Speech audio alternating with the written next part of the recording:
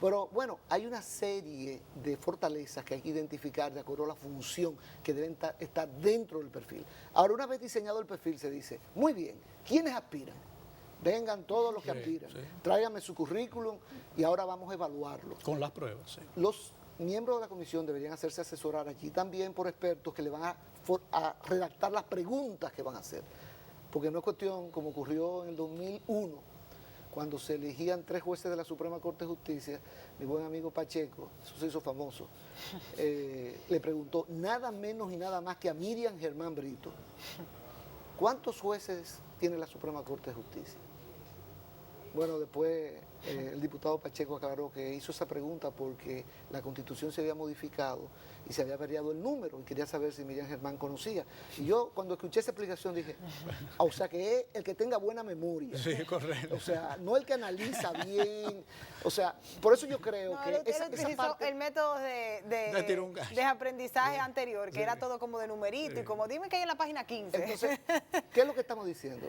Los senadores deben dejarse asesorar por expertos, deben escoger expertos. No lo que nosotros señalemos. No, lo que ellos quieran, deben buscar expertos con renombre, con criterios con reputación. Sí, lo que pasa es que nosotros caemos en ese círculo y no podemos culparlo solo a los senadores, todos. Los dominicanos somos muy, yo lo hago todo, yo lo sé todo, yo lo resuelvo todo. La realidad es que tenemos que buscar especialistas en todas las áreas, o sea, y dentro del Senado, para ese tipo de tareas también debe haber especialistas. O sea, ellos lo quieren hacer todo porque ellos entienden que si ellos reconocen que necesitan un especialista es porque no son capaces para hacer la tarea.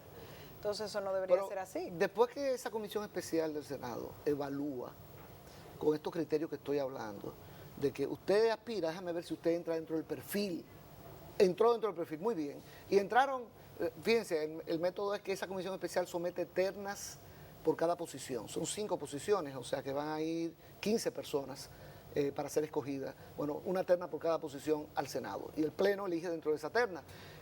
Esa terna debe estar conformada por personas que hayan cumplido con el perfil. Y obviamente si cumplieron con el perfil 30 personas, usted tiene que, como comisión especial, reducirlo, pero ya no hay problema porque caben dentro del perfil.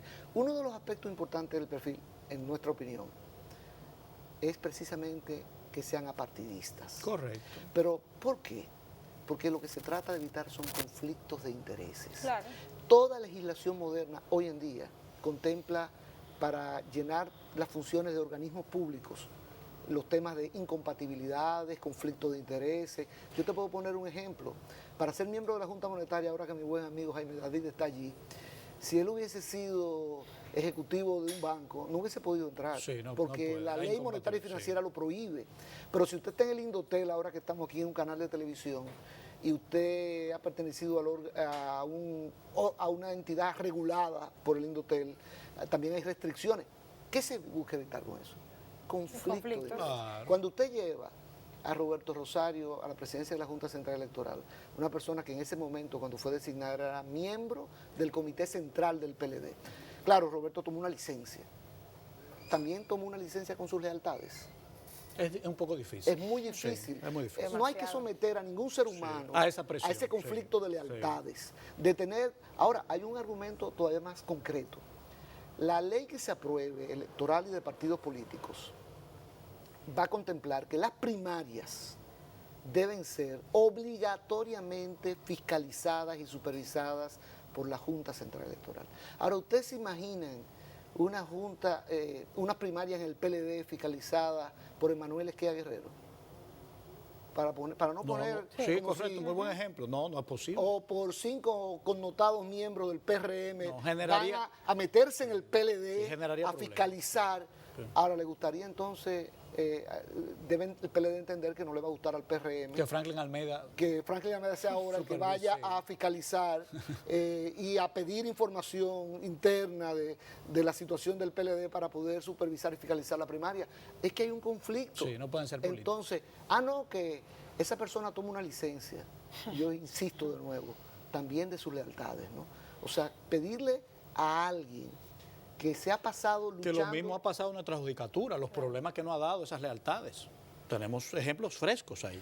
Pero bueno, eso es lo que se trata de evitar, conflictos de intereses, que no se borran por el hecho de que usted tome una licencia. Porque yo les pregunto...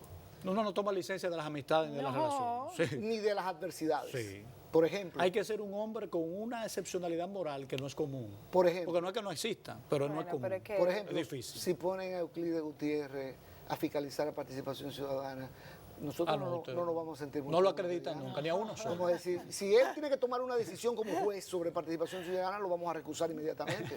¿No es así? O sea, ¿por qué? Porque con justa razón, con todo lo que él ha dicho y escrito, nadie puede pretender que sea objetivo, neutral, imparcial. Y que les agrade de pronto. Entonces, cuando tú has estado en un partido político lidiando con tus adversarios, porque son adversarios, partido contra partido. Claro.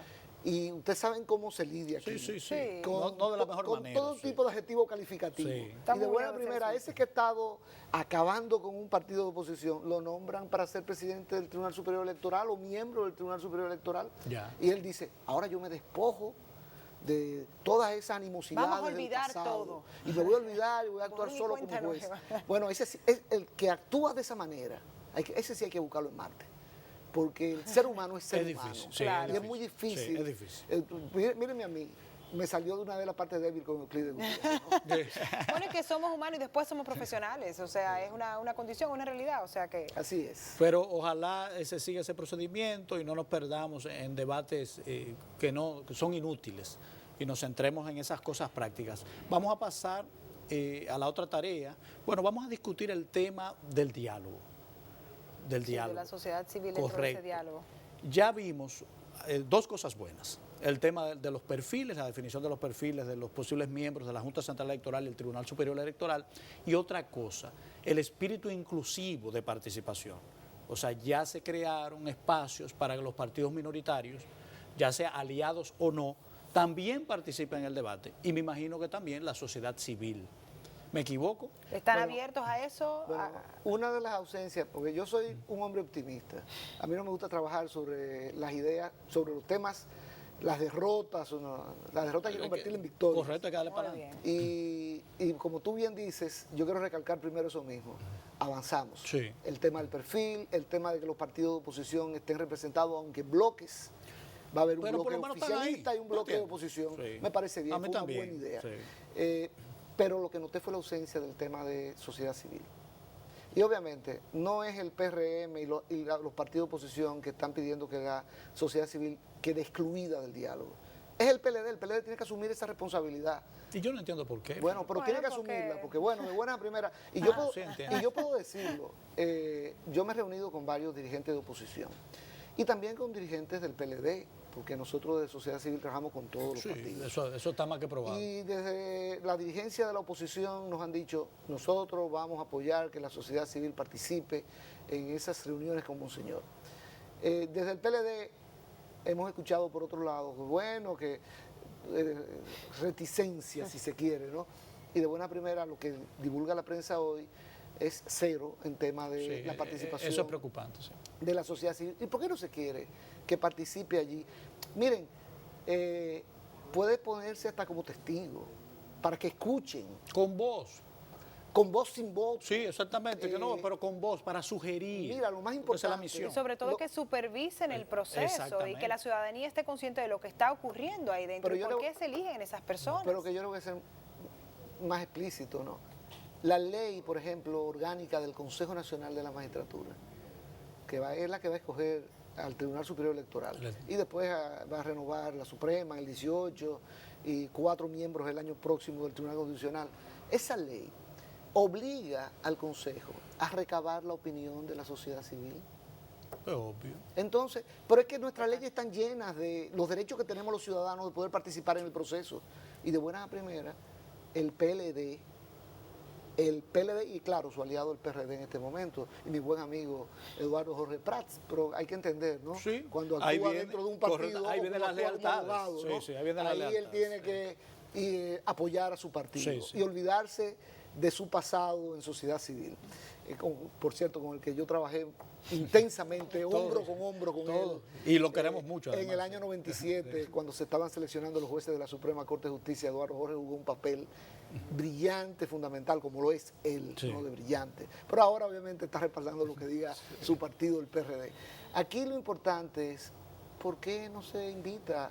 Ahora se ha formado esta iniciativa por la institucionalidad democrática, que reúne... Es un buen mecanismo. Que reúne... múltiples... de todos los sectores. De todos. Del sector social, ahí está Centro Bonó, de los sectores que trabajan con la política, participación ciudadana, de la parte técnica, Finjus, Profamilia. Sí, pueden seleccionarse 4 o 5 representantes. Los evangélicos Sí, están allí, están. o sea... pues, ¿por qué no se le invita como veedores del proceso? Porque tú dirás que con vos nosotros sometemos nuestra propuesta por escrito. Sí, porque Eso eso no está es más que problema. estudiado. Nos pueden quitar hasta la voz. Pero ¿por qué no nos quieren quitar los ojos también? Y los oídos. Y los Sí, oídos para escuchar cómo se debaten esos temas. Y amplificar y discutirlo con la sociedad en amplio, porque eso no es en secreto, no puede ser en secreto. Y si la ley lo ampara y sobre todo, o sea, nosotros los ponemos en esas posiciones y volvemos al mismo punto del inicio. Se supone que ellos deben responder a la sociedad civil, pero es todo lo contrario, se sienten tan jefes que nos ignoran y en realidad no pueden hacerlo. Y así mismo es, o sea, y la verdad es que uno ve esta situación y uno se preocupa y dice, Claro. ¿qué es lo que está pasando? Es que quieren volver al sistema de la repartición, bueno, que se ha aplicado, ¿no? Y se ha estado hablando, y cuando se habla es porque hay presiones en ese sentido, dejar las viejas mañas da mucha dificultad. Bueno. Y si uno se entera de todo, hay ofrecimientos y cosas, porque ese es el modelo. Pero tú sabes que esta iniciativa se formó a raíz del discurso de Rafael Blanco Canto Así es. del CONEP en AmCham, con aquellos 4 pilares, sobre todo cuando él se estableció en su discurso que el sistema de repartición había fracasado. Totalmente. Y nosotros creemos firmemente que es así. Ahora, tú lo dijiste, las viejas mañas son Sí, difícil. El PRM ha jurado que no va a aceptar una repartición. El Partido Reformista también lo ha hecho. También, sí. Yo te tengo que decir que yo, en ese plano de las promesas, soy escéptico. Mi abuelo decía, promesa no es cumplimiento. Yo también, yo me uno a ese grupo. Pues entonces, A mí hay que nosotros cumplirlo estamos aquí. observando con mucho cuidado al PRM. Sí, porque a veces aquí se dice una cosa para hacer otra. Y si lo que se va a plantear es, son 5 miembros, 3 al PLD y 1, tú sabes cómo lo hacen, ¿no? Sí, no siempre. Sí. Solamente 2 al PLD, que no es mayoría, pero vamos a darle 1 al PRD. No, pero ya hay. Que es su Ya, aliado. sí. Obviamente. Y entonces 1 al PRM, y otro al Partido PRD, Reformista. al Partido Reformista. Sí. Y a veces dicen, vamos a darle 1 a la sociedad civil. Sí. Por ejemplo, Y ya de que, mira, diverso el organismo, diverso. Muy Lo que pasó con la Junta. Entonces se tiene un voto mecánico de mayoría. Y tan. Claro. 6 años se la pasaron diciendo, ¿pero qué critica la sociedad civil si le dimos 2 posiciones en la Junta? Porque ellos de buena primera dijeron que José Ángel Aquino Sí, se lo endosaron. era de sociedad civil y Juan Guiliani en aquella Sí. época, ya no está en el Tribunal Superior Electoral, era de sociedad civil.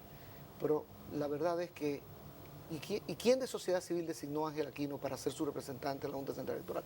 Nadie. Participación Ciudadana, de quien José Ángel fue consultor en las elecciones del año 2004, aquella en que Hipólito pretendía reelegirse y fracasó. José Ángel fue consultor de participación, es un excelente técnico en materia electoral. Y un gran ser humano, hay que decir. Y Eddie Olivares también es un excelente técnico, pero para nadie es un secreto que Eddie Olivares fue seleccionado por el PRD. Exactamente, y es miembro del PRM, que hay que decir que ha mandado una carta Sí, de que al no Senado va, diciendo no me toman en irrevocable. cuenta, 10 y hay que años, reconocerle no ese más. espíritu. Deberían todos los demás hacer lo mismo. Pero déjame Todos los demás decirte deberían que hacerlo. No me toman en hoy cuenta. también el Caribe divulga que Roberto Rosario está recogiendo sus pertenencias personales, entregó ya sus 2 vehículos y sus pertenencias personales, incluyendo ¿Pero ensayos será que se está literarios. adelantando lo que él sabe lo que va a pasar o de verdad es una decisión como de Olivares que dice la que es verdad, irrevocable? Le soy franco, yo que me he convertido en un escrutador de lo que ha pasado en la Junta Central Electoral durante los últimos tiempos y sobre todo en esa presidencia Imperial. que obviamente ha tomado decisiones sin consultar al Pleno constantemente, comenzando con la última de Haití, ¿no? De que vamos a ver si ayudamos y el Pleno no sabía absolutamente nada de ese tema. Pues no, yo creo que Roberto Rosario está aspirando a volver.